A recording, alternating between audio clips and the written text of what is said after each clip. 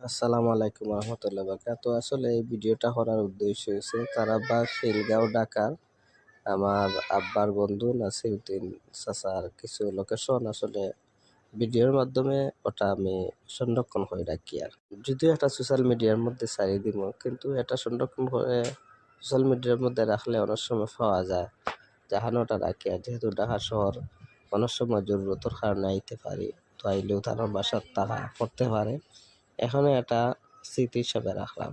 যাই হোক, এই ঢাকা শহর এখানে আপনারা আইলে খুবই সতর্ক হইয়া থাকবা, কেননা 1 টাকার জায়গায় 10 টাকা গাড়ির ভাড়া এখন হয়।